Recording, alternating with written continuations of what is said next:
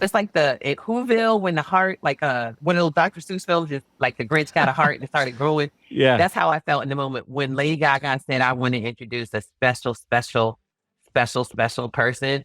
I thought I was going to faint because I thought, she means this. Do you know what I mean? Like, this is how she feels about me. And I was just like, this is almost too much. So I was almost crying walking up the steps. So that was the head trip moment. I was just like, oh my Lord. Once you sat really down, happening. though, once you sat down, you were cool as a cucumber. As but she was right? so sweet. She was like, how are you? And she gave me a chance to like level set for me. And that was important. And then I was like, okay, let's go. I was ready at that point.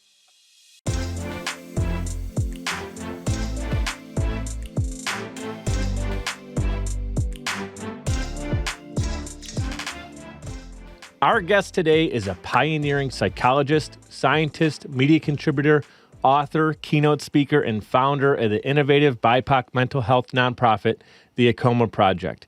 She is a fierce advocate of mental health for all and has spent 25 plus years illuminating and reducing mental health disparities for diverse communities. Welcome to the show, host of Couched in Color, my friend, Dr. Alfiee. Hi, thank you so much for having me.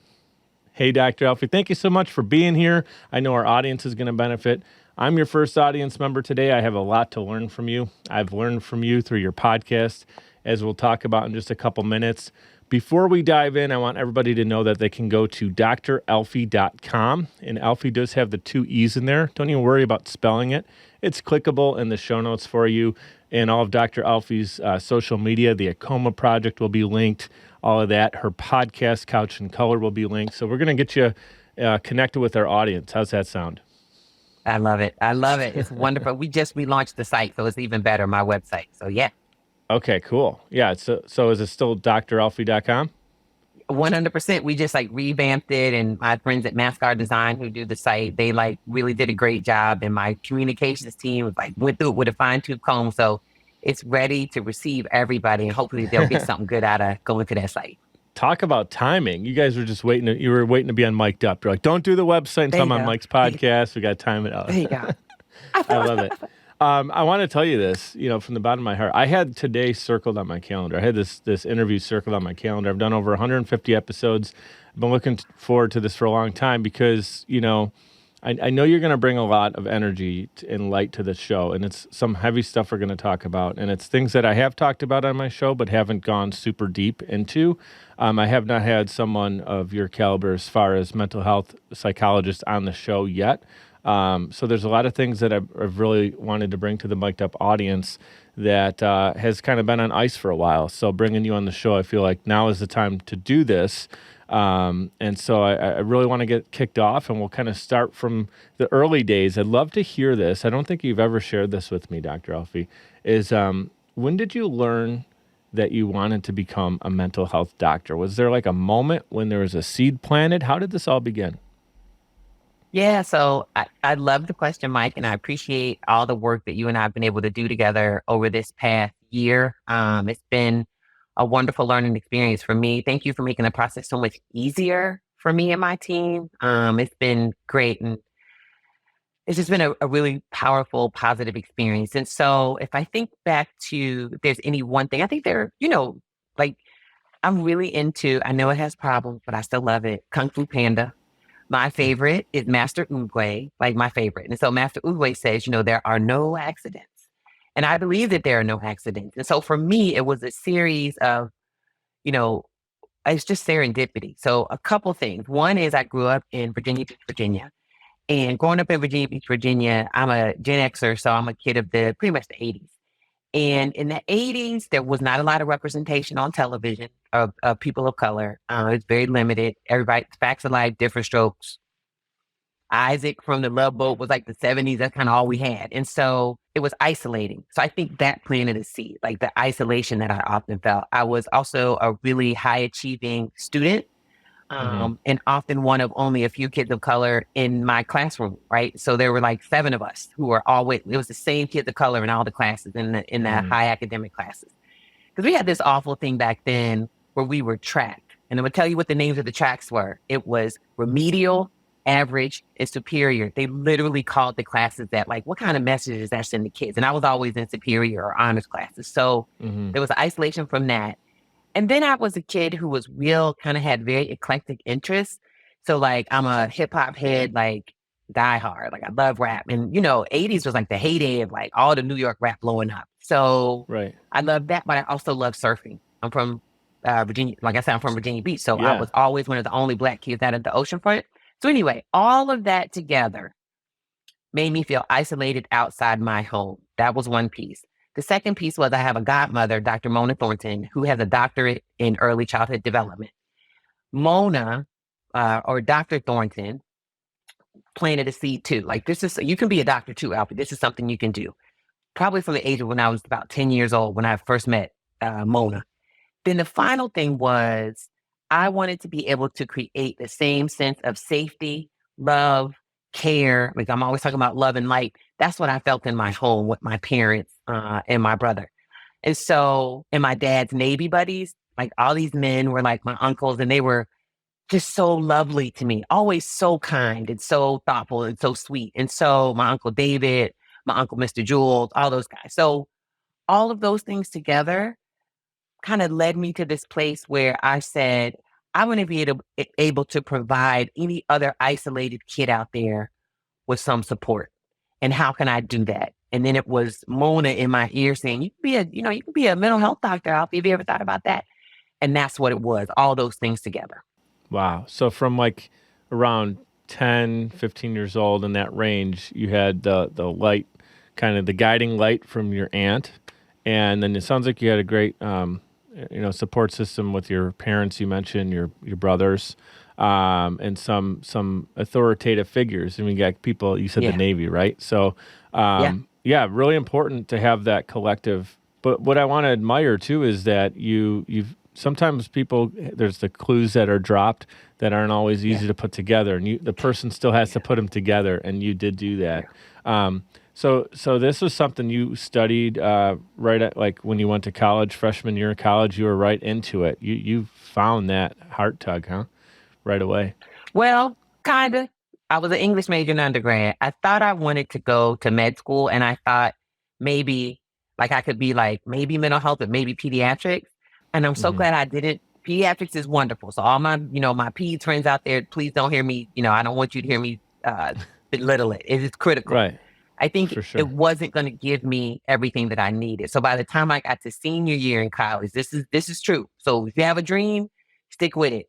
I didn't take my first intro to psych course till second semester, senior year. So I was literally on my way out the door when I took my first psych course. But I knew by that point, that was the specificity that I needed to go in that direction. And then after that, I was like laser focused, getting the other 3 degrees. I have 4 degrees total. So after undergrad, I was on it. I was focused. Yeah. I got 1, and then you got, you got the other 4 for us. So collectively, we got 5. You know what I mean? Come on, that's pretty good for 2 people to have 5 degrees. There you go. Sounds great. That's right. Thanks. That's you right. got 4 of them for us. Good teamwork. I got 1. I got my bachelor degree in media production. See, I knew what I wanted to do, right? And I was like, let me get in here and out of here. I went to Buff State College. Shout out to Buffalo State.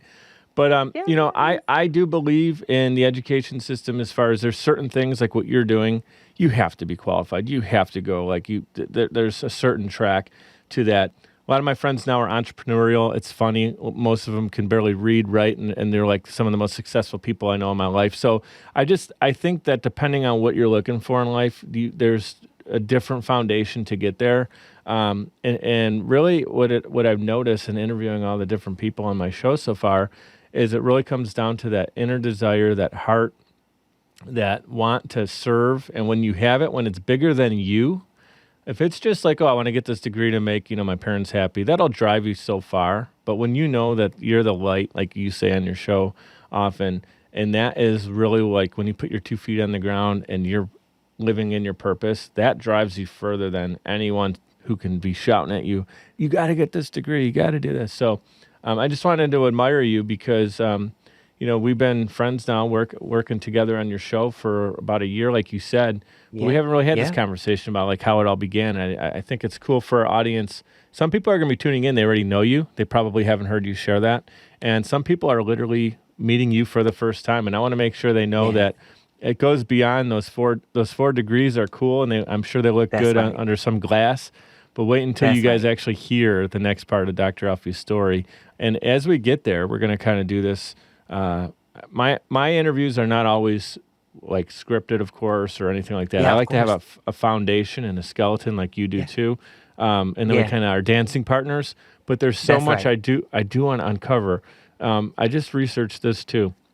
Like by the time children are 9 or 10 years old, a large amount of their development, and I have a 7-year-old daughter, so this is like really heavy on my heart.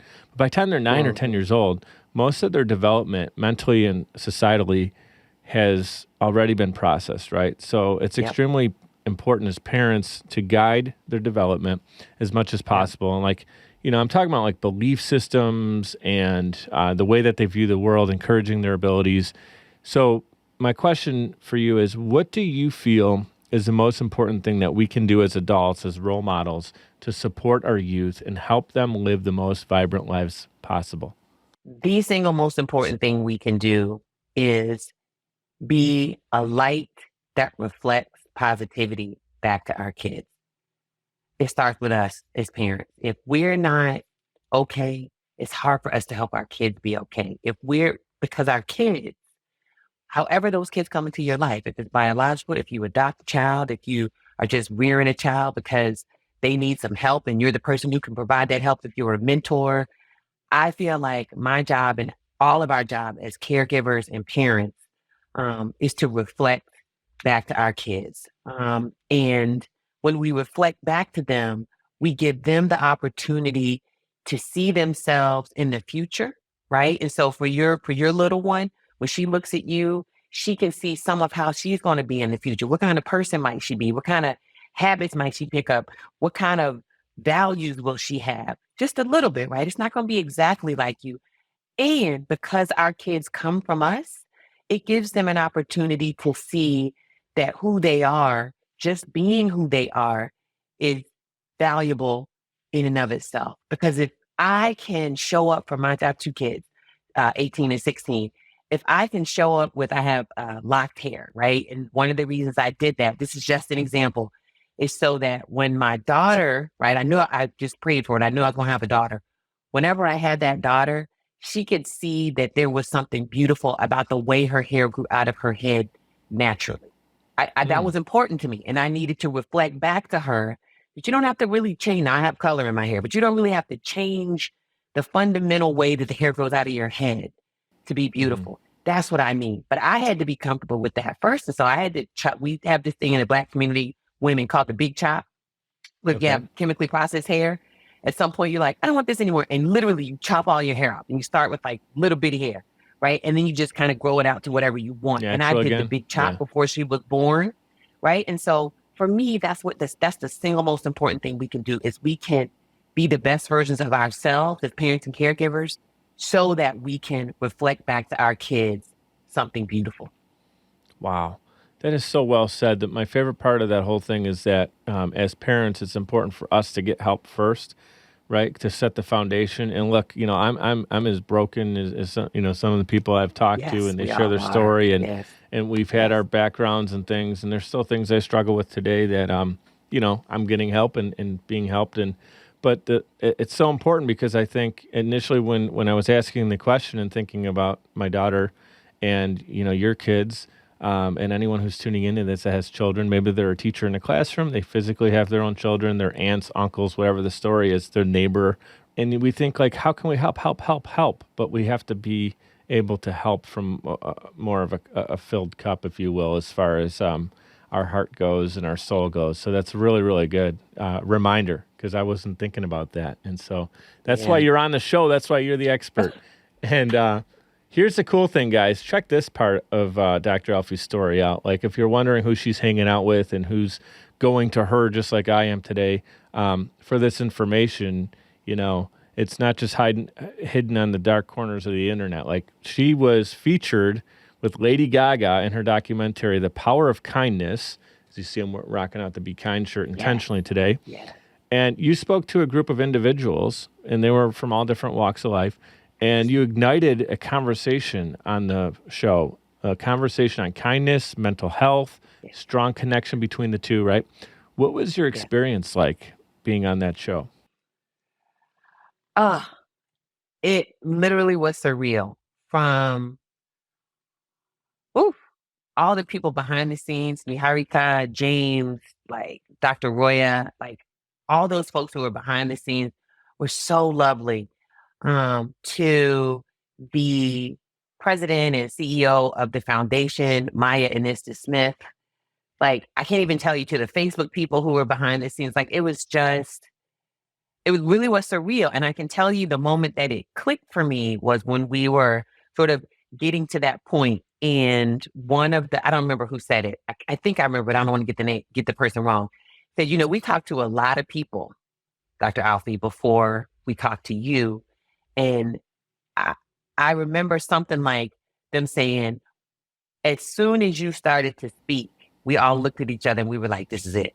We And got it right. I got chills. I just got like chills. And so I think that's when it hit me. I was like, oh, they're going to pick me to do this thing. Now, and then there's the part of you that's like, they ain't gonna have a name. It's Lady Gaga. This ain't gonna happen. This ain't gonna happen. Right. And so then So I that was a remember the day casting I got call? on I just want to set. make sure I'm understanding you right, Dr. Alfiee. So you had to do a casting I call don't think for that? I don't think it kind of sorta. I think it was more they wanted to, because I'm the mental health professional. So I think they wanted to make sure they had the right mental health Sure. professional. Do you know what I'm I saying? So got you. it wasn't like an open call where it was like, come do this. Yeah, but it was I a feel like checks it was and more balances kind of thing, just to make that sure it part. was the right That part. fit. That's Okay. exactly right. That's Cool, exactly cool. right. That's exactly right. And Yeah, so yeah. then I remember being on set, and I remember Maya coming to me and saying, "Do you want to meet her?" And I knew when she said her, I immediately I was like, "Wait a minute, Yeah. is she like Lady Gaga? Wait, Lady Gaga?" So I said, "Oh my God, yes!" And so I walk up, and literally, this is how LG walks to me. She's like this, hmm like, and she gave me Arms this open. giant hug. I remember what she was wearing. I was just like, this is not happening. Like, this is not happening. And so I just remember how tiny, she's so tiny. Like, I remember how petite she was. And so it was just those kinds of moments. And then I remember meeting all the young people who were part of the cast, Carla and Austin, and there's so many, and Marty. And it was just being with them, being with all those young people with these open hearts and this willingness to, I don't know, like just be so open about their stories. And they were so different. They were from so many different backgrounds. And I didn't have anything to do with, who got selected to be on set. Sure. That's a credit to the production team as well. And so all of it was just a beautifully powerful, lovely, wonderful experience. And I just I see flashes, and I can see flashes of the boom mic and then the big camera panning around the room when the first time I saw the set. And I just felt like this is where I'm supposed to be. This is what I'm supposed to be doing with my life. And one other thing I'll share quickly, I can remember looking around the room and just looking at the young people sitting on stage. And I remember before we started, it was Marty who said, Dr. Alfiee, can you just lead us through an exercise so everybody can sort of be like peaceful going into this? And I don't remember exactly what I said, but somebody filmed it. And I look at it from time to time and I just think, Alfiee, people are looking at you as the voice of calm, as the voice of peace, as like the person who can help ground everybody here. And it was sort of like for that moment, there were probably like 100 people on that set. The whole set was listening to me walk everybody through a grounding exercise. The power of that, if you had asked me when I was a 10-year-old talking to my godmother, Mona, if I would have been there, I couldn't even envision anything like that. So I'm a very spiritual person. And I think one of the things I took from that experience was when you show up in your purpose, God and the universe are going to make sure that your purpose reaches far beyond anything that you can imagine. And that was one of those moments. Mic drop moment right there. That's so good. Yeah, I do believe it. I believe in God, and I also believe it's all, God and the universe are connected in one, and they can be connected to us when we make the choice to get connected. And I do feel that the world solves for those things that are just like, it's almost too crazy to believe it, but it's there for you. You go be you, and the rest kind of solves itself in that moment. I want to say, I watched the segment. a couple times. I'm gonna actually put it in the show notes if that's okay. If we can do that, I think that's fine. Yeah, It's on please, Facebook, right? please. So we're gonna Yeah. tag that so you guys can actually go and watch that segment with Dr. Alfiee featured. And I got a couple thoughts I want to say about Lady Gaga as well. But I definitely felt when watching that, Dr. Alfiee, that similar to watching. I'm a musician, right? I play the drums. I love Okay. music. I love Yes. all kinds Yes. of music, jazz, rock and roll, funk. Yes. When you Yeah. see I can't even talk right now, a musician go up on stage, let's say Yeah. saxophone, it doesn't matter, Yes. lead guitar, and I actually just saw a video of my friend who plays a beautiful blues guitar, right? And he was out just hanging with buddies, and they called him up on stage. And in the moment, he was in his element. He Yep. belonged. They didn't have to Yep. rehearse. He was tapping into that space. You were doing that, but through your heart, right? So it wasn't an instrument. Your Yep. instrument was you. It was your brain. It was your Yep. heart and Yep. your soul. And I knew when I watched that, this is what Dr. Alfie's on this planet to do. I felt that. So the fact that you also internally felt the connection, I'm not surprised. And I know that everybody on that set and on camera, you had their undivided attention. And it's really, really well done. So, yeah, anybody who's tuning into this and you're interested, that's a must watch. I think it's 20 minutes long. It's super Yeah. It was consumable. really short. Yeah, Yes. it was And perfect. it was, I'll tell you, the biggest head trip. If there was one time when my head just kind of went, "Ooh," it's like at Whoville when the heart, like one of those Dr. Seuss films, just like the Grinch got a heart and it started growing. Yeah. That's how I felt in the moment when Lady Gaga said, I want to introduce a special person.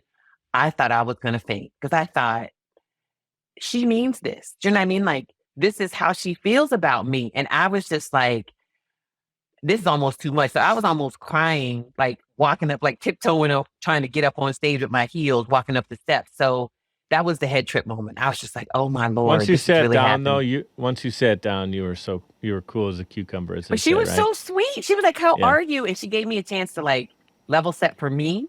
And that was Mhm. important. And then I was like, okay, let's go. I was ready at that point. So Lady Gaga completely did a 180 for me. And I'm going to say this, like we're talking about Okay. mental health. We're talking about judging people, bullying people. That's a big topic in what Yes. we're talking about today. And Yeah. prejudging people is a huge part of what we're talking about today to raise awareness around that. Now, I'm someone who I feel has a pretty good head on my shoulders when it comes to that stuff, right? About like prejudging someone and seeing them for who they are and all that, right? When Lady Gaga first came out, I think it's because I was in a rock and roll band and whatever, and she first came out and she was pop, and sometimes that just doesn't sit well. Like we were like a local band, like trying to make it, whatever, getting paid $100 a night, and then like Lady Gaga's Poker Face was like the #1 song in the country. So I think initially our like tendencies was just to be like, screw that, that's like the mainstream media, whatever. I didn't even really know much of the music, but it didn't come off as something like I wasn't going to have it in my mix, right? So that was just kind of the first thing. And then she was doing like the meat dress thing, right? Yeah. Like it just seemed like I need attention. I had no idea anything about her personal background. I didn't know anything about her singing talent. And I will say, actually, I think her singing talent was masked behind the whole getup and everything. I saw her do a concert with Tony Bennett. My dad was watching it.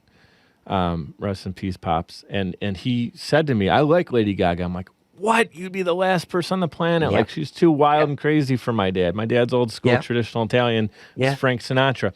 And he's listening to Tony Yes. Bennett. And he goes, no, you got to hear Lady Gaga. And I sat there and I watched her play the piano and sing. And I was like, she's got a beautiful voice. She's got a beautiful persona. And then the mental health stuff came out, The Star is Born, all this stuff. And I was like, wow, she's absolutely a beautiful human being with a big heart. Yeah. All that other stuff was hiding it from me, and I didn't know. And I felt kind of embarrassed. That's why I'm admitting it in public in front of whoever's tuning in now, that I was wrong. And people are wrong a lot. People probably were wrong about me when they saw me launch mic'd up. They're like, this guy's never going to do more than 2 episodes, and here I am. Or whatever, like, you do that when you're on the school playground and you just see the new kid and you just assume that whatever, and you make the wrong judgments on them. So I wanted to say that because I did that with Lady Gaga. I mean, and she's one of the most popular people on the planet, but in a great way. And the stuff she's doing is so cool. So I'm going to send people right here to episode 2 of season 3, which is when you interviewed Maya. And who was the other person on the team for Born This Way? Shadil. Yeah, that was Yes. episode 2. Talk a little bit Yeah. about that experience to kind of bring this whole thing home. Yeah. So I will tell you, Shadil, Me Too. I named them because they were some of the first people when I first got on social media, right before the pandemic. Well, I first got on Instagram, let me say that. Um, they found me. I don't know how they found me, but they saw something in me that I know at the time I didn't see in myself. And when you look at my social media from when I started, oh God, it was so bad because I was doing it all myself. It was before I discovered Canva. I'm not trying to advertise for them, but I'm just saying, like, I didn't Yeah. know what I was doing. And they reached out to me in the earliest days of the pandemic and said, we want to feature you on House Labs. Now, I will be honest, before, I didn't know a lot about makeup and anything like that. And so now I have this amazing, phenomenal group of people I work with. One of them is who did this today. Her name is Shanae. And but I didn't know anything then. And so part of my journey with them was they found me and they, for whatever reason, decided to feature me on the house. So we did, like, there's a whole series of story posts. I'm sure it's in their archives. And then that evolved into me connecting with Born This Way, the foundation, because one thing I will say, among the many beautiful things I'll say about Lady Gaga, is that all pieces are connected and she's connected to all pieces, right? So her makeup brand is connected to her nonprofit, is connected to her music. You know what I'm saying? It's connected to her acting. All of it's connected. And she is there for all of it. So I think by the time we got to the recording for this season, at this point, we're all family. I loved everybody at Born This Way. Maya is a doll, and I just adore her. And so that experience for me was not necessarily full circle because it makes it sound like, it's the end of the relationship. But it Right. was one of those points where it's like sort of cyclical. We came back to this point where it was like, you all have been so lovely for me. Mm-hmm. Is there some way I can share you all with my world? Do you know what I mean? Like, they're part of Lady Gaga's orbit. So everybody knows who they are. Right. And that's what it was like for me. The opportunity to sit with Shadil and Maya, but just like sort of the way I approach the podcast is I'll say one or two little things and then I let the person go. Because I feel like nobody there to hear me. They can go to Instagram or where, they can go watch the films or whatever to hear me. They're here to hear these folks. And so that was the opportunity for me to just sort of, like, I used to play softball, toss the softball and let them knock it out of the park with who they are as humans, why they, work with the Born This Way Foundation, what the value is that they derive both from what Born This Way gives them and then what they're able to reflect back to the world because Born This Way gives so much to them and they give so much. So it was a wonderful opportunity to be in a position where I could do something nice for them and just hold space to listen to their stories. Yeah, so that's what it was like. It was gratitude great. play, Yes. just to thank them. They didn't have to do the Yes. show, but they chose to do it because of the respect for you. That Yes. was fantastic. And I want to say something real quick too. Not to butter you up too much, Dr. Alfiee, but I do mean this. Is look, I've worked on a lot of shows. I've produced over thousands of episodes of podcasts, and sometimes people, they just kind of throw it together and they just want to press record and go. And then there's other people like yourself who's more calculated, come prepared, your guests. And also, and I think this is because of your psychology background, you ask great questions and you do more, like you just said, you do more listening than talking. You make a great host in doing that. Our editors have, I was going to get into this a little bit later when we talked about Couch and Color, but I've actually had, and a shout out to the Social Chameleon team, people on our team, Gail, Randall, Kim has mentioned it, Amy, have come to me and they just love working on your content because you're a professional and the content is really, really good. It's not fluff. So yeah, I just want you to know that. And then I'm going to give love real quick to your team because they're some of the most kind, generous, genuine people that I've ever. A lot of times, email ping pong, you don't feel personality. Yeah. It's just get the task done. And your team, shout out to Lexi. I'm going to miss out a bunch of names because you got it. Yeah. No, Katrina, you're good. Katrina, Evan. So many different people on your team have just been easy to work with, great to work with, amazing follow through. So you're blessed. You definitely surrounded yourself with some great people. Thank you. Yeah, I you're received welcome. that for all of them, and I'm grateful that you would share that sentiment. And I know each of them will appreciate hearing it. Yeah, please share that with them. That would be wonderful. Yes. Another thing I learned that just had me stop in my tracks when I was preparing for this interview is regarding suicide and suicide prevention Mm. and suicide rates. And I just want to share with our audience, if they haven't picked up on it yet, that you are an expert in the space. And again, butter you up a little bit more here, but I know you're a regular contributor on Washington Post, Self, CNN, Peacock, Insider, Fortune, New York Times, to name a few. So you focus on mental health and suicide prevention. Yes. Like that's circled. It's a big Yes. part of it. And it's with youth and young adults of all shapes, Yes. sizes, colors, genders, That's abilities, right. right? That's So right. in preparing for this, Dr. Alfiee, I learned something that was just blew me away. American Academy Yeah. of Pediatrics had this Yes. stat. Roughly 157,000 individuals between the ages of 10 and 24 receive emergency medical care for intentional self-inflicted injuries every year. So what Yes. can we do better as a society, as parents, to be proactive in preventing suicidal ideation? And then also, like, what are some signs that we can look for to your experience? Yes. So I'll answer the last question first because it's easy and there's a place you can link for people to watch a quick 4-minute video that gives them like the top 10 things to look for. So Okay. earlier this year, maybe a couple months ago, the GRIO news organization had me do a video where they asked that question, give us some signs and symptoms and things to look for. And so that, I can send you, my team can send you the link and people can link there and they can always go back to that. Of course, they can always come back to this episode and see it here as well. So I would say some things to look for. Globally speaking, I always encourage people to think about, especially with young people, youth and young adults, pay attention to behavior over time, right? So it's never just what's happening in this moment. It is an examination of what's happening in this moment compared against the backdrop of how this person generally is. So what you want to be looking for in terms of like suicidal thoughts and suicidal ideation specifically is the person talking about death a lot, even if it's not their own, right? Look at what they're drawing or doodling. Are they doodling or drawing scenes or images that are very morbid or about death? Are they talking about, if things would just be better if I weren't here anymore? It would just be easier. Like I just, I don't want to be, nobody wants me here. I don't want to be here anymore. Are you seeing crying spells? So those are a couple. And then one that people pay less attention to, but it's very relevant probably for anybody under like 16, 17 years old. And that's irritability.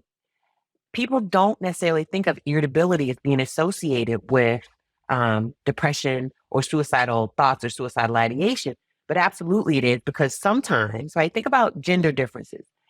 It is more acceptable for men to be angry than it is for men to be sad, right? In some cultural groups, it is more acceptable, is not the right word.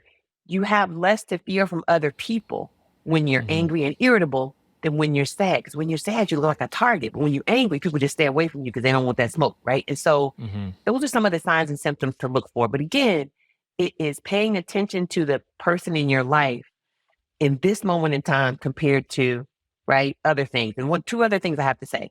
If a person loses interest in stuff they used to be really invested in, so you're a drummer, if if someone's watching you and they're good friends with you and you haven't picked up drumsticks for 6 months and somebody says to you, well, Mike, come on, like, you're like, I don't feel like I don't got time. That's a clue because you love drums, right? And so good. those are things. Yeah. And then I think the other thing you mentioned was that big statistic about self-harm. So, through my nonprofit, we did a study this year where we looked at some of those same questions. And over 50% of all the 3,000 young people in our study, 2,906, so close to 3,000, over 50% reported moderate to severe depressive symptoms and moderate to severe anxiety symptoms.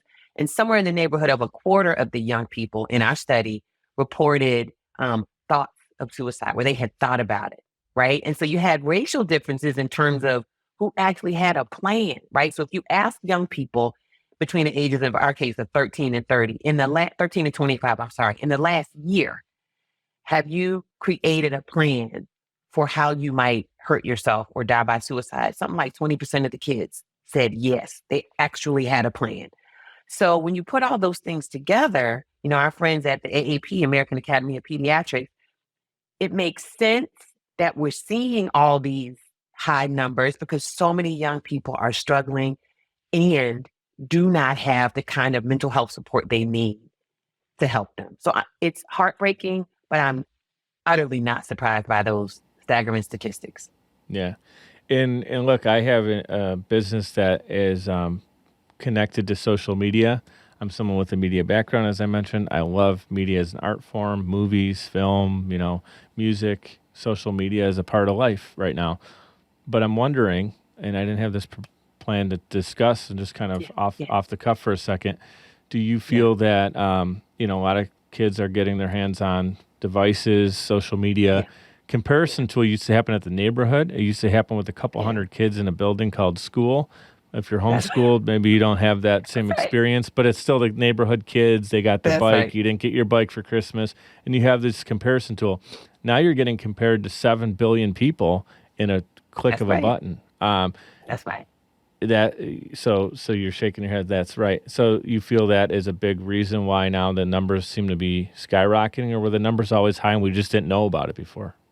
Both, right? So I think the numbers have always been up, but we didn't measure. I saw this fascinating article yesterday. I've talked about this many times. The parallel, right? Because mental illness is so stigmatized. Think about it like this. For decades, when we studied cardiovascular disease, remember, I'm a researcher by training, we studied it for men. And we just assumed that whatever kind of innovations or medical advancements we were going to make, we could just extrapolate from men to women. Well, now we know that women's cardiovascular health is very different from men. So now we have a whole area of study that's just focused on women's cardiovascular health, right? It's the same thing with mental health. I think for decades, we assumed that if we understood mental illness in adults, you just extrapolate to kids. No, right? There's so many things wrong with that. And so that was a part of it.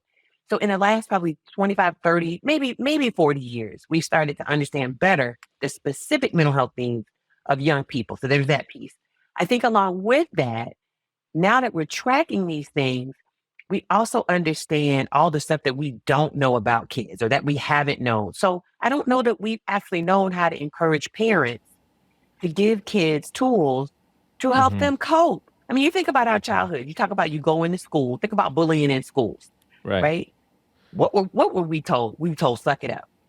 Right? Yeah. We were told sticks and stones may break my bones, but words can never hurt me. Right? That's ridiculous. They would say to like tattletale, not in front of the kid, but like, let us know if something happens. And then that like, if you did that someone was going to find out that you were the rat and you were just going to get worse. You were going to get retaliation. Yeah. Yeah. So that was almost not an option. It wasn't an option. So now what we're learning in the last probably 10 years is we got to give kids tools to help them manage all of the stressors, including social media. So while there are ills associated with social media, yes, for some people, that's community. Think about I think about LGBTQIA plus kids where in their homes or in their schools, they don't have safety. Their community, like our friends at Born This Way, that's what they're all about. Like, Gaga's Little Monsters. They're people who often feel like nobody's accepting me fully for who I am. So I'll say this really quickly. When you go to a Gaga concert, we went to the last on the tour that she just did. And when I tell you the beautiful range of diverse people that we saw there, I remember I saw a guy, he had some stack boots that were like this tall. They were like bright pink. He had on a pink gown with a tutu on it. And I was just like, where else could he come and be that full version of himself? Do you know what I'm saying? Or maybe their pronouns might be they. That's what kids need. They need that safe space. And for some young people, the social media world provides that. So there are good parts of it and there are not so good parts of it. And I got to say this, if you have a young person in your life, or even for us, one of the single most important things you can do to help you manage social media is use a sensitivity filter, particularly on Instagram. That way you protect other people from scrolling and coming across images that may be hurtful. And it's just being a good citizen. So it's teaching our kids things like that, right? Curate your feed. Make sure you're only following stuff that makes you feel good. If you're scrolling, they have this term doom scrolling. It was the greatest thing I ever heard when I heard it. And you just feel worse and worse the more you scroll. Then you need to change that feed. Clean it up. We don't tell Yeah, clean it up. We don't tell our young people those kinds of things enough. So yeah, social media can be good, but you got to use it right. I love that. I'm just going to riff on it for a second. It feels like, so as I mentioned, social media allows for the, that opportunity to compare and can definitely be detrimental, like you said. But the thing is, not necessarily just social media, but the technology we have in 2022, and when we record, we have so many more resources. The AAKOMA project and different resources similar to your nonprofit are out there. So I feel like the fight is louder, but we have more tools. So it's like, Yes. I hate to use war as an analogy because I'm so anti-conflict, Yeah, but yeah, my point is yeah. like there's this problem, Yeah. and the solution is larger. Where the problem may before have been That's swept under the carpet, and there was like That's almost right. no solution for it. So it's just a little different. That's right. We're gonna, That's right. we got the resources; they're there, and I'm gonna send people, like I said, right to your website. It's linked in this in the description of this interview, and talk real quick about some of the resources people will find there. Oh, sure. So at the AAKOMA Project, we're all about three things: raising consciousness, empowering people, and changing the system of mental health. And so what you'll find there is like links to the Lady Gaga film. We did a big event every Black History Month. We do a big mental health event. This year, it was about suicide prevention in diverse communities. We had survivors on there, people who, had survived an attempt. We had people who lost loved ones to suicide. And so it's really building a space of community where people can understand that they're not alone. You'll find that on there. You'll find data and information. This year, we published one of the things I am most proud of, the state of mental health of youth of color. So we have all kinds of young people of racially diverse backgrounds, including young people with disabilities and young people who identify as LGBTQIA+, who are part of that study. You will find the results of that very easy to read, very clear, and very easy to understand. Not all the research gobbledygook, just kind of presented in a way that people can resonate with it. You will also find links to our partner organizations, people we value deeply. There's one group of folks we love who have a new TV show coming out, and I met them when they first started creating these little stuffed animals. It's called Slumberkins. That's their stuff right there, the little books right there. Okay. You'll find links to those kind of folks and that kind of thing. So many different things to make people know that there are resources available to them to help them if they're struggling, and to help people they care about if they're struggling. All that stuff is on our AAKOMA Project website. That's like an oasis of great information. It's all there. It's all, Yes. And then if it's not directly there, it's linked. So yeah, and you do a That's great right. job. And obviously, something I really appreciate about you too, Dr. Alfiee, is I've met so many people over the last 5 years since I became an entrepreneur that are great idea people. They think of a beautiful idea. They got this idea. You're more than like, you have great ideas, you do it, and then you get people around you, web developers, podcast producers, whatever it may be, to tackle it properly. Like you don't do something, pardon my French, half-assed. Like, and so that's no, I do not. That is why I wanted you on the show to showcase and inspire people who are tuning in, because we got a lot of young entrepreneurs who tune into the show, and I know you have the nonprofit and different things you're connected to, plus your own practice, which is your business, and your personal brand is a business. And I want to encourage people, like, look, she built, you built this, Dr. Alfiee, you're, with the help of many others. And I think a lot of times people assume they have to do it by themselves, and it's not the case. You got to surround yourself with other people that have those different character traits that are different. Like you have your lane that you're beautiful in, and other people have their different things. I just learned about this. Social Chameleon to do the podcast, and they took it right. And I think it's important for people to hear you have to evolve. So anybody who goes to the Dr. Alfiee site and looks at the podcast, you can see, you did all of this. You can see the current season, then you can see previous seasons, then you can see the development. So it's not to say that those other two seasons weren't good or they weren't important. They weren't, but it had to help. They were there to help me evolve to where I am now. So with like the new branding, all that kind of stuff. So, and I need your expertise to tell me what are the specific things I need to use. Like if it wasn't for you, I wouldn't be on Riverside, right? And Riverside has been such a gift, and it really has elevated the quality of the work. So you don't start at that high place. You got to grow to that high place, and you got to be willing to take the lessons that come to you along the way and then apply those lessons. I'm big on, I don't want to have to go through the lesson twice, right? I want to get the first time I mess up, I want to take the lesson then so that I can apply it for the rest of my life. So I do appreciate you so much for all the things that you have taught me. And I value those lessons deeply. And you're a great dancing partner, because I could talk to a brick wall all day long, and some people just keep doing the same tech that they were using when they started 6-7 years ago, and they just do not want to learn, grow, and adapt. And you hit it head on. You're like, yeah, let's do this. I'll try something a little different. And so it definitely has been a blessing, and just I think for both of us, it's awesome when it's mutually beneficial. We're gonna actually speaking of Social Chameleon, we are gonna take a quick 2-minute timeout. We're gonna hit our sponsors, one of which is Social Chameleon. We will be right back with Dr. Alfiee. Podcasting is a great way to engage with your audience and stay consistently relevant. The only problem is you don't have the time or desire to produce your own show. You simply want it done for you, and that's where Social Chameleon comes in. All you need to do is press record and upload the files.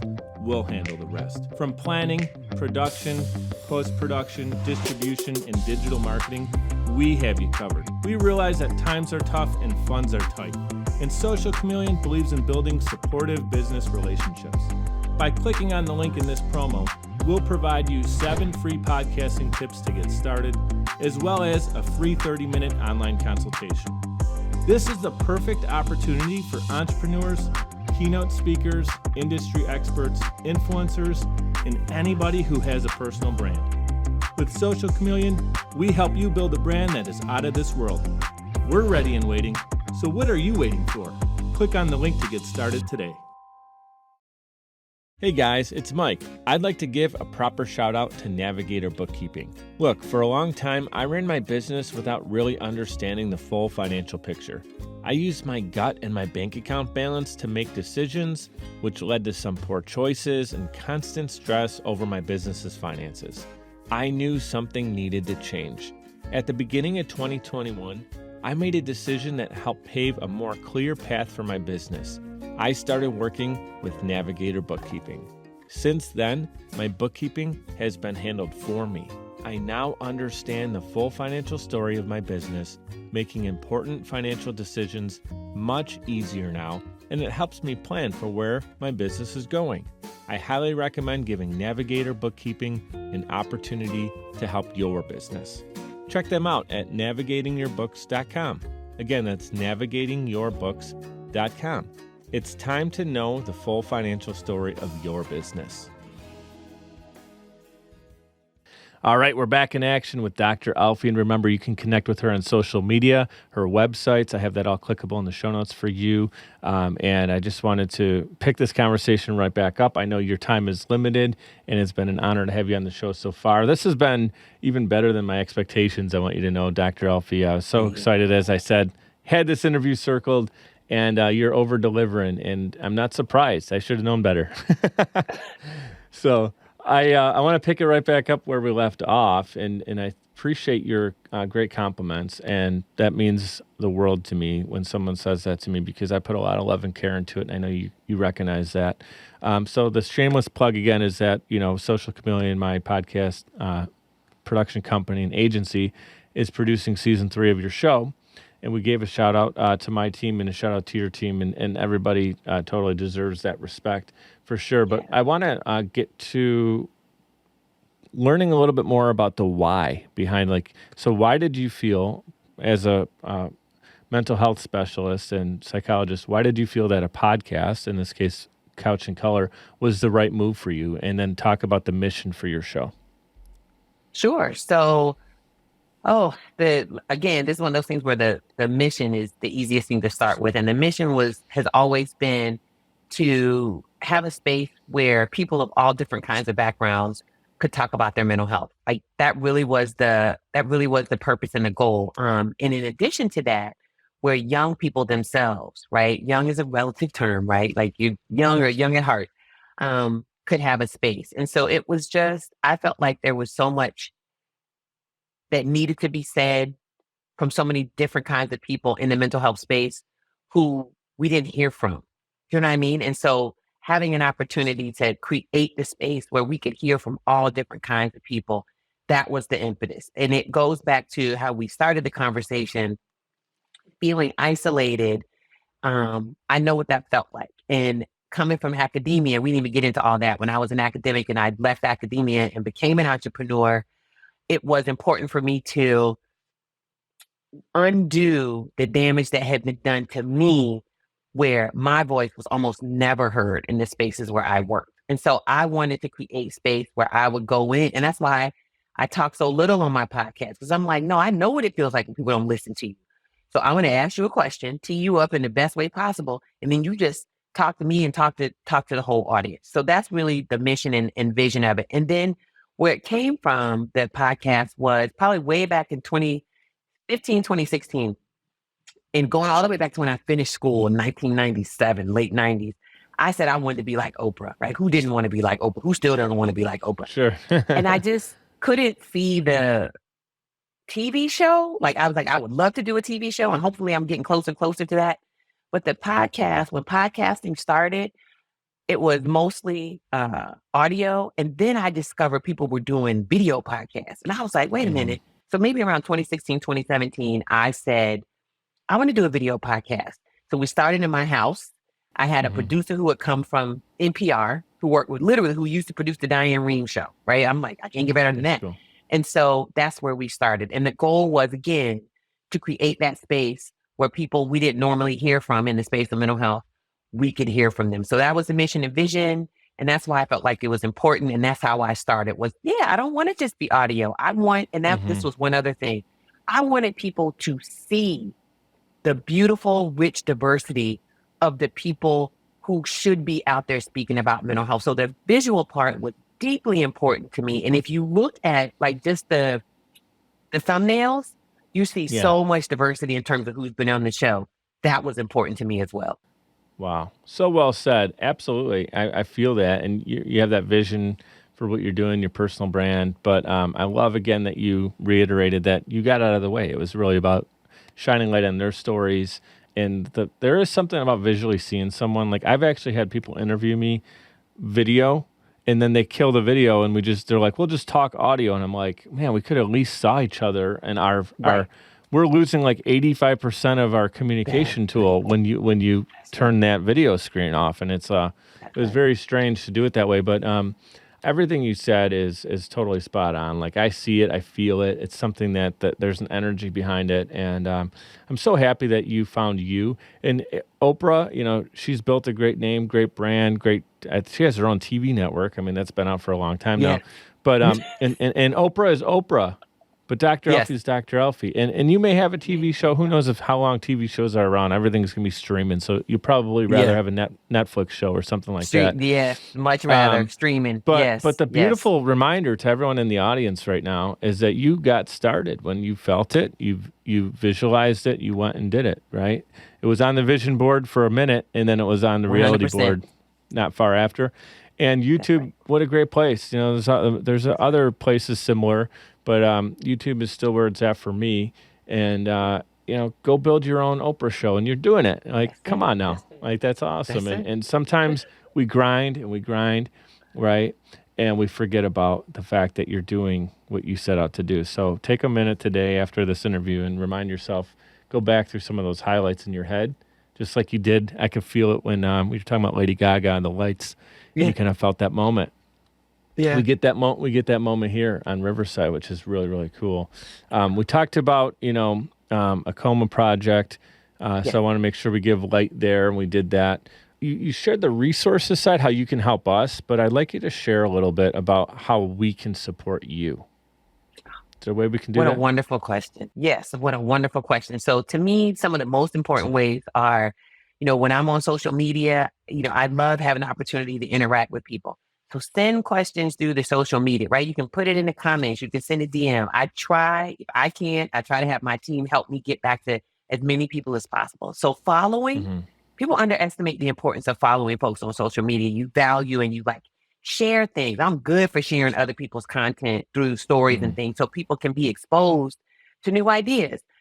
Donate to the AAKOMA project, right? Or any entity that you feel is doing good work in the mental health space. Go donate to them. If it's not your money, donate some time. Volunteer to do something for them.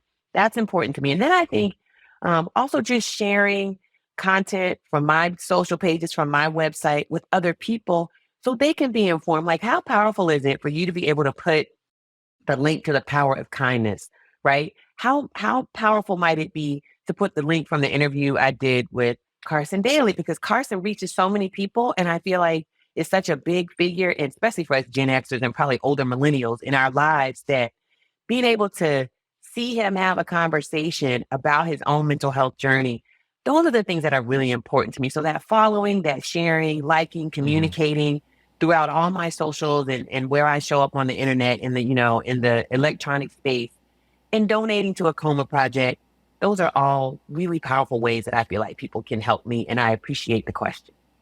Awesome. Well, thank you. And so it starts off at zero, like $0 to share something, to send something to a friend, to That's highlight it on right. social media, to spending a few bucks to, if you have the means to do it, more. And I'm guessing, I don't like to assume, but there's a link right on a Coma Project website for Oh, donations, yeah. right? Like, Oh, yeah, yeah. it's Right right at the there. top, right hand Yeah. side. Yep. Bada, as we say in my culture, bada bing, bada boom. It's right there for you. There you So, go. all right, talking about stereotypes, but I'll take one for my tribe. So, if you didn't know by the eyebrows and the schnoz, I'm Italian, and the last name, like what gave it away? What gave it away? So, Right. man, it's we're coming to the end here, unfortunately, and we've got a couple more questions for you. There's so much more I wanted to get into. I'm going to have you back on again. How does that sound good? Come Of on course. back. My pleasure. I'm happy Come to. on Yes. back. Yeah. So there's a follow up to a lot of what we talked about. So I'm thinking, like, at any age, right? Is there a way that we can prevent what I call kind of short term pain? Maybe that's bullied, like when someone's younger and it sticks with you and you're an adult, it doesn't just go away. Or maybe it's an adult, like someone says harsh words at work or on your social media posts, or colleague or family member strikes you with some just a poor way to maybe poor decision of words, that kind of thing. And it really hurts us, right? How do we prevent short term pain from becoming a lifelong stain? Ooh, that's a wonderful question. I think there are a couple, it's going to be different for every person. What I Hmm. would say is we have to think about our willingness to walk through that pain to get to the other side. If you can honestly assess how ready am I to walk through this, but even if it's something little, then I Hmm. think you set yourself up for success. What most of us do is we just immediately avoid, we just try to dive into it. And without assessing your willingness or readiness to walk through it or to deal with it or to manage it, then I think you set yourself up for failure. So my thing is always just, what is your mindset? What is the framework you're using to approach how willing and ready you are to deal with that pain? If you don't do that, it's hard to actually get through the pain. So then once you know you're willing, at least a little bit willing, the tiny part of you that's willing, then you got to find the tools to help you manage it. Everybody doesn't want to go to therapy and sit in the office Hmm. for 50 minutes, right? Okay, everybody doesn't want meds if meds are what you need. For Hmm. some of us, it might be meditation. For other people, it might be prayer. For other people, it might be a strong support system. For other people, it might be journaling. For other people, it might be exercise, right? You got to find the thing that you know you can do that fits with your personality and with your lifestyle to help you cope. So, for example, for me, exercise, mindfulness meditation, getting outside and being grounded. And I just picked back up running. I was a runner when I was much younger. And I just started trying to get back into that. Those are things that help me in a pinch after somebody says something nasty or something like that. Even when I'm on social media and scrolling, if somebody says something awful, because it's the comment, never read the comments, right? When I've done a Yeah. show and I'm reading the comments, people say something ridiculous. What I've learned to do is stop in the moment, put it away, and then just walk myself through an exercise. There are a couple exercises on my Instagram page, little like deep breathing, things like that, focusing. So those are things that I think we can do immediate short term, and then that are more sort of long term, incorporating them into our lifestyle to help us manage those short term pains and help prevent them from becoming, lifelong challenges. That last 2 minutes right there may have been the most important 2 minutes I'm mic'd up to date, and I mean it. So important, and I really asked that question essentially for myself, and I knew the audience can benefit from the answer of that. But a lot of times you think, like you said, you either try to avoid it or it seems too big to handle. So you almost don't tackle it. And like you said, you got to do little things. You got to identify it. Like if you want to take down, That's as I call the right. dinosaur, you can't That's ignore right. that there's a dinosaur there. That's right. And then there's different things. Everybody's way of bringing it down is not the same. Like you said, some people therapy, some people it's That's right. meditation, medication, whatever it might be your thing. That's right. So I really love that. And what I love about your answers is that you're not just given the great soundbite. These are meaningful, thought out. You're a professional. Like this is really sound advice. A lot of times I'm careful on the show because it's like, I'm not, I don't have a degree. So if I say something, it's like, okay, well, that's kind of a little bit of my opinion there. But having someone on with your experience, it's like, okay, guys, go back and listen to that again because that was very, very important. And I do believe anyone who's still with us, thank you for tuning in on YouTube, Apple, Spotify, however you're tuning into us right now. Go back and listen to that last couple minutes again because it's really important and it's something not to just overlook. So here's a scoop. We're landing the plane. I had a whole rapid fire section. I don't know do you have a couple extra minutes? Can we stretch it a little longer? Yeah, of course. You want to do a little rapid fire, have some fun here for a second? Let's do it. I've been having fun the whole time. What are you talking about? All right. Let's spice it up here. So these are designed to be like really kind of one word, one sentence answers. Sometimes I do rapid fire and someone tells me like a 25-minute story. Usually it's myself.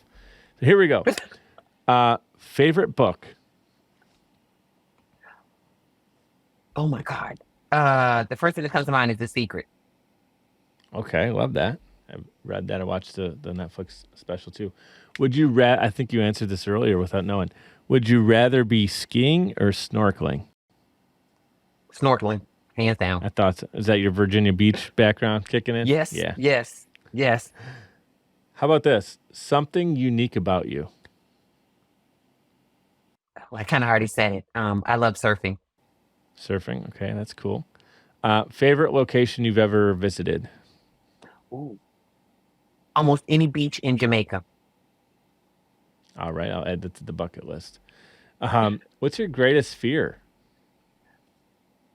That I can't manage my anxiety. What's your favorite movie? Love Jones, hands down. Love Jones. All right, cool. Yes. I have not seen that yet. It's Lorenz Tate and Nia Long, and it's from 1998. Like literally, the reason it's my favorite movie is because that's the movie that I fell in love with my husband too. We were dating then, and then we ended up getting married. So yeah. That's awesome. You guys went to the movie theater to see it, or yeah, we did. Something? It was such a good movie.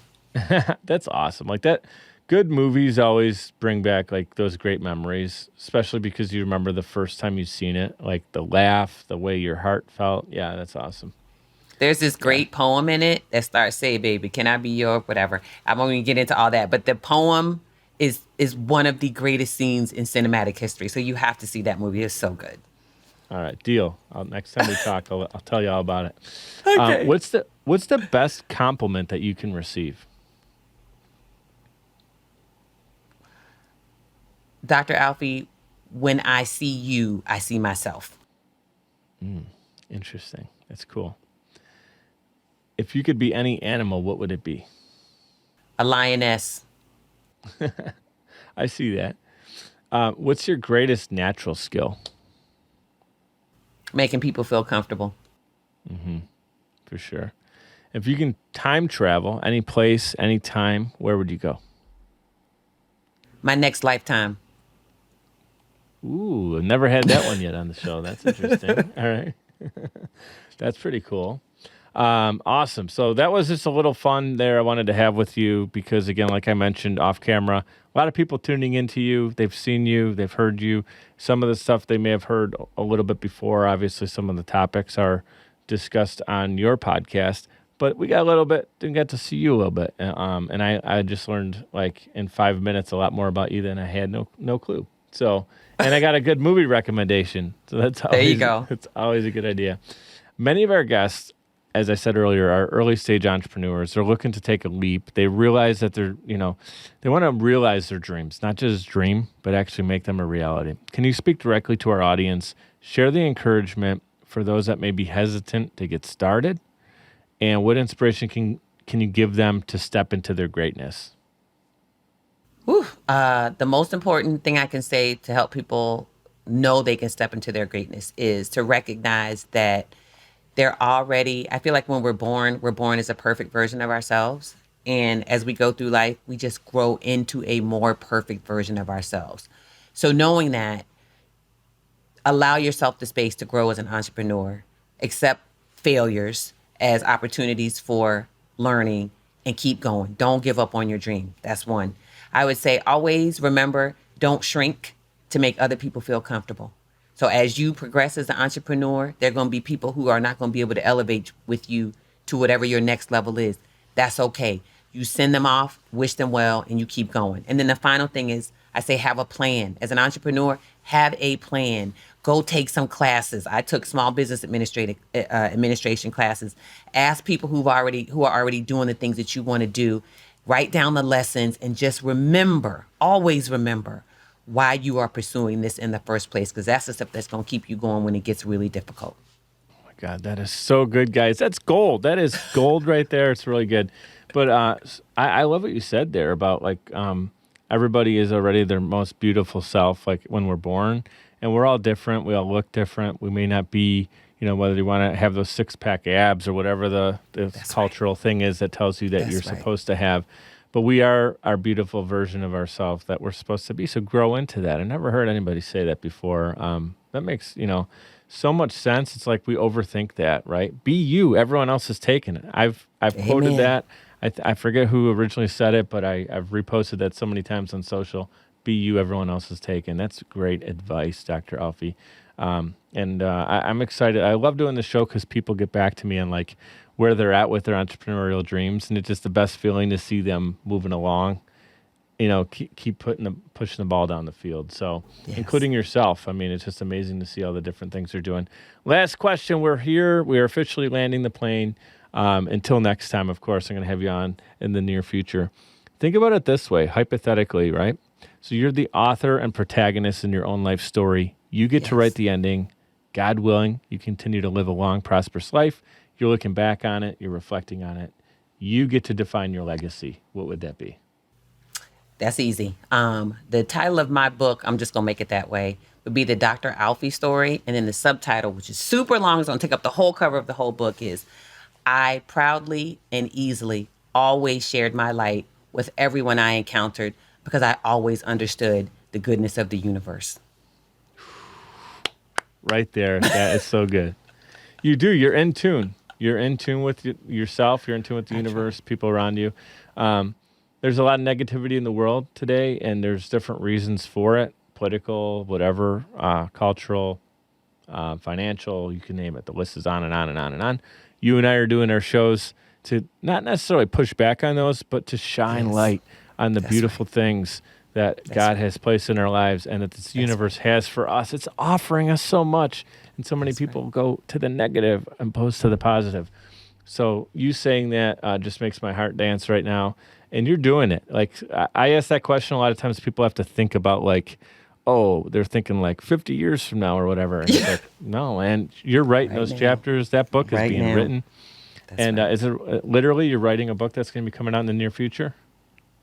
Yeah, literally, I'm writing a book. I've been writing it a long time. I got to let it have its process, right? And don't beat myself up about it. But literally, I am writing a multiple. So good. Guys, remember, you can check out Dr. Alfiee at dralfiee.com. Your social media is all clickable in the show notes. This was one, I'm going to say, one of my favorite interviews that's being respectful to all my other guests, too. But it's definitely up there. My favorite of all time. It's just been, this has been so good. And I'm just honored to have you as a friend, someone I can call, talk to. And you've always been available. You're not one of those people who plays hard to get, or like, I got to chase you. So, and you got, like I said, a beautiful team that does the stuff that you're not able to do because you're one person. You can't be in 18 different places at the same time. That's right. So anything else that you'd like to share? The floor is yours. Just thank you for being a kind person. Thank you for elevating my podcast with Social Chameleon to what I know it could be, what I always knew it could be. And thank you for being pleasant and responsive and for giving me the opportunity to be here on your show with you. It has been an honor, and I appreciate you. Thank you, Dr. Alfiee. Appreciate you. I'd like to give a huge shout out to everyone for tuning in, especially those who listen all the way to the end to hear this message. Seriously, I appreciate you, and my guests do as well. Giving a quick reminder to subscribe to this show. It's completely free and will allow you to receive notifications when new episodes are released. If you'd like to provide a tip as a gift, you can do so via patreon.com/mikedup. It's spelled MIKED up. Patreon.com/mikedup. You can give as little as $1 per month or as much as you'd like. Every dollar is greatly appreciated and completely unexpected. Appreciate your reviews and your messages coming in on social as well. Keep them coming. Your feedback is valuable and absolutely means the world to me. You can check out more episodes and content at mikeduppodcast.com. We're powered by Social Chameleon. You can also follow me on Instagram. That's where I'm the most active, and it's at Mike DiCiccio, MIKEDICIOCCIO. Thank you so much for your continued support. You guys know what to do. Be great and be grateful.